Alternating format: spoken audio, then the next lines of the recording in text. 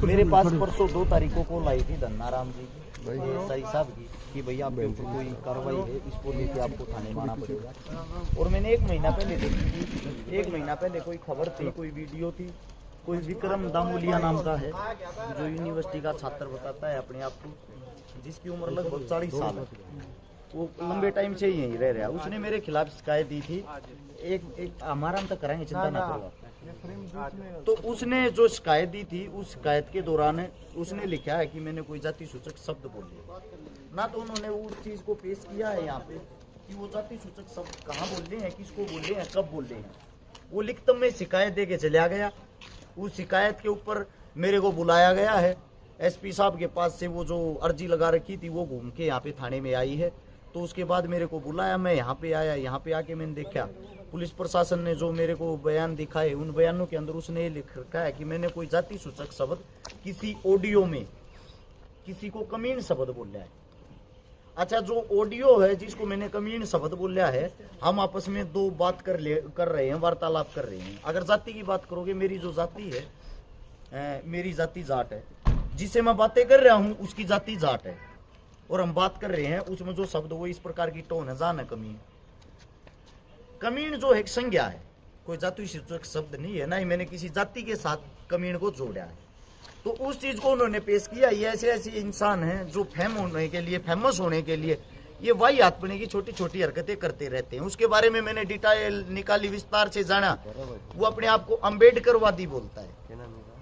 मैं ये कहता हूँ जो अम्बेडकर को पढ़ लेगा वो ऐसी छोटी सोच रखेगा ही। अम्बेडकरवादी अगर भाई साहब आप हो, आप कहीं ना कहीं चैनल के माध्यम से सुन रहे हो, मैंने जितनी आज तक मदद करी है, लगभग मैंने 1300 परिवारों की मदद करी, 200 बेटियों की शादी करवाई है, 25 भात भरे। उन सब में से 90% जो गरीब हैं, जिनके पास घर धरती जमीन नहीं है, वे सब के सब हमारे दलित समाज से। अम्बेडकरवादी तो यार हम तो हर रोज मदद कर रहे हो। अब मैं गारंटी देता हूं, आप एक मदद गिनवा देना अपने ही समाज की जो आपने की हो अम्बेडकर को पढ़ के।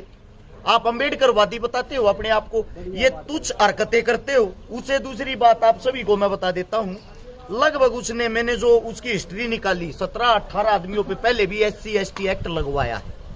5000 रुपया में राजीनामा कर लिए है। अरे भले मानस तेरी 5000 रुपया की कीमत हमारे पास 10-20 हजार रुपये नगद ले जाता, वैसे ले जाता तू भाई तेरे पे केस करूंगा, मन की तन की तो जरूरत पड़ रही है, मेरा खर्चा सा पड़ रहा है, मेरे तो 5-10 हजार रुपये दे दे, वैसे ही दे देते तेरे को। ये ड्रामे भी क्यों कर रहे हैं भाई? हाथ जोड़ के विनती है, ये जो SC/ST के एक्ट आप लोग लगवाते हो, अरे कम से कम ये तो देख लो किसको लगवा रहे हो। मैं हर समाज की बहन का भाई बना हूं, उसके पाटड़े से डाउस का बात भरा है। पूरे हरियाणा के अंदर मैं गारंटी के साथ कहता हूं, चाहे और कोई ऐसा काम कोई नेता मंत्री भी कर रहा हो, मैं मेरी टीम पे मेरे भाईचारे पे इसीलिए गर्व करता हूं, कम से कम भाई हमने इस जातिवाद में मत दासो। और कहीं ना कहीं जातिवाद का कीड़ा उसको है, उसने जितने भी इंसानों को केस लगवाया है, सारे केस जाट और पंडित, इन 2 जातियों को टारगेट करता है, इनको वो केस लगवाता है। उसको शर्म आनी चाहिए कम से कम। आप कहां से अपने आप को अम्बेडकरवादी बोलते हो?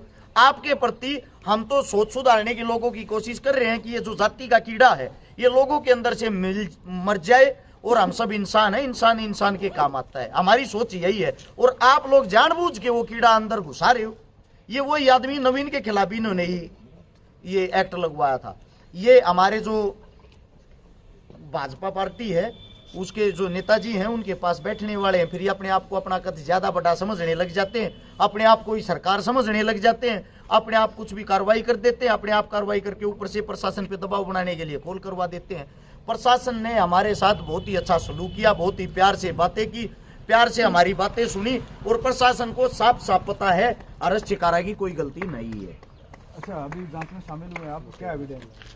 जांच में शामिल हुए कोई एविडेंस ही नहीं है। बड़ी बात तो ये है ना, मैं गारंटी देता हूँ, मेरी अगर अब बाइक खूगी, गाड़ी खूगी, कुछ भी खू गया ना, मैं शिकायत करवाने के लिए जाऊंगा।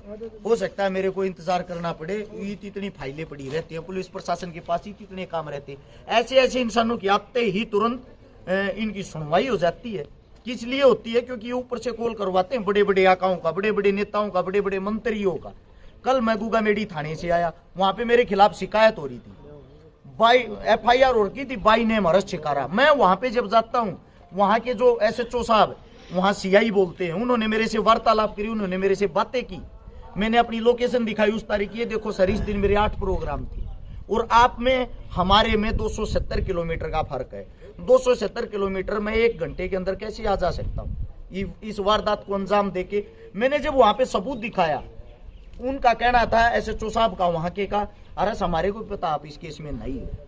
और जो आदमी था अगले वाला जी शिकायत करता, वो भी आके ये बोला हमारे को पता आप नहीं थे। अरे भाई जब मैं नहीं था तो मेरा क्यों नाम लेते हो, मेरा क्यों समय खराब करते हो। अब कल भी मैंने एक केस में जमानत करवानी है। हर्ष, जो SC/ST एक्ट है इसकी जांच एक HPS ऑफिसर करता है, DSP लेवल का। क्या DSP थे यहाँ पे DSP सर नहीं थे, लेकिन जो मेरे को बताया गया है, जो जिस चीज की जांच चल रही थी वो SP साहब के पास से ही होके आई है। यानी कि DSP और SP साहब के पास से होते हुए दोबारा से थाने के अंदर आई है कि उनको बुलाया जाए, उनके बयान लिए जाए। धन्यवाद आप सबका। Thank you sir.